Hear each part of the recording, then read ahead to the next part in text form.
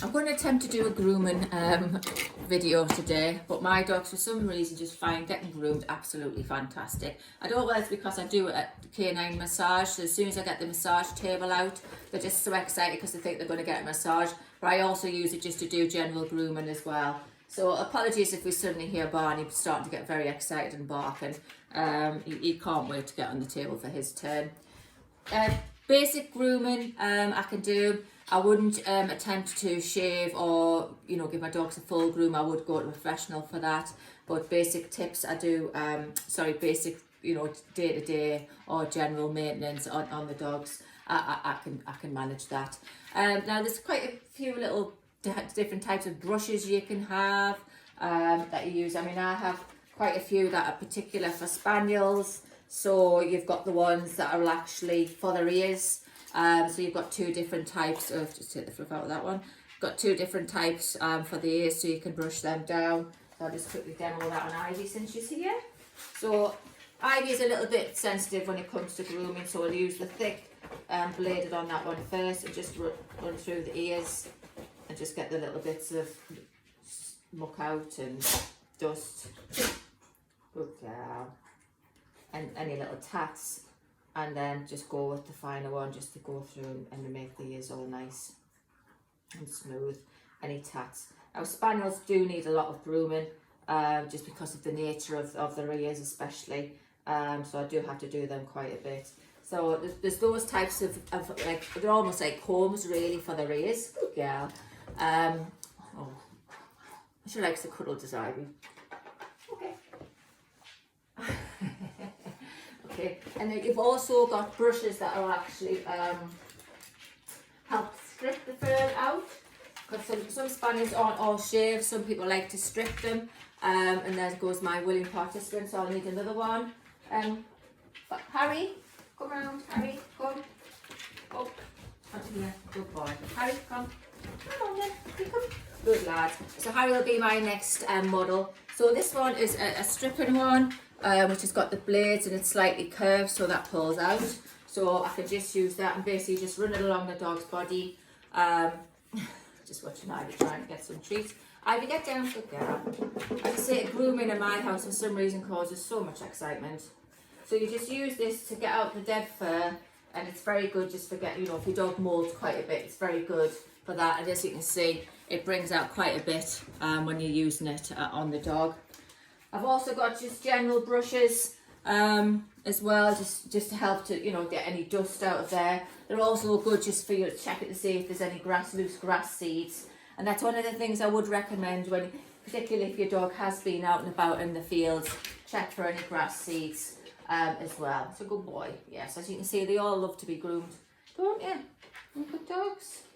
I also have my own dog cutting scissors, but I guess any style of hair cutting scissors will do, just to trim in between their feet and that sort of thing. Harry, back down. Come on, back down. Harry, here you go, back down. I'm going to bring Barney before he has a meltdown about being on the table. Don't jump up. Come on then, up here. There we go. So this is what happens in my house when it comes to grooming. We get everybody up on the table. But obviously I only want to do one at a time. So come on, get down, Harry, get down. Barney's still there. Ivy, get down. Barney, you go, good girl, right.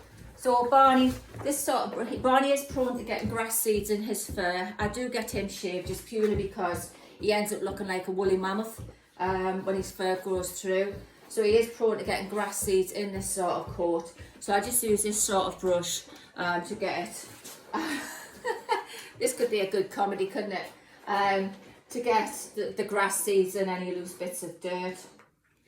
Now I do have a shower in the house. I'm very lucky I did have a shower installed just for showering the dogs down, because I do have a lot of dogs to keep clean, and especially when they've been out and about in the fells. So I do have a dog shower. I don't tend to use a lot of shampoo unless they're covered in fox poo or they're really, really mucky and the water alone isn't getting rid of the muck.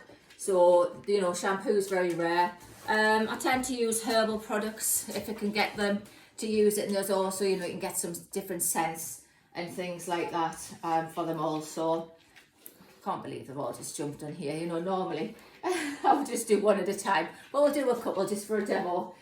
So, you know, invest in some good brushes, because you're going to have them for a long time if you've got a dog like a spaniel that needs to be brushed, and especially if you've got dogs like mine that just love being groomed.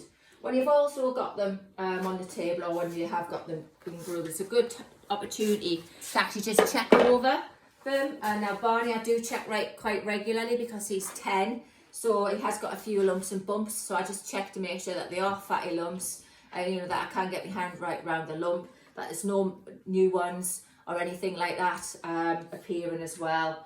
Just that might need a trip to the vets, and also just check over just to make sure there aren't any ticks that I've hooked on. A good, I'll show a tick remover in a moment.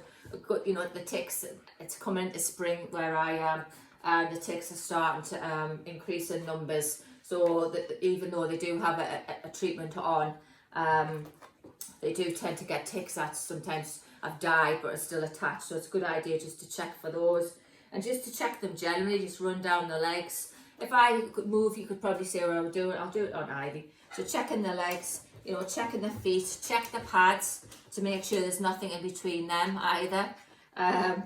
You know, when they say never work with animals and kids, this is probably why. I check that down, just check underneath just to make sure there's nothing going on there. And it's just a good opportunity just to generally check, you know, how your dogs are. It's a good boy, good boy. And also with spaniels and dogs generally, if we check inside of their ears, and I use some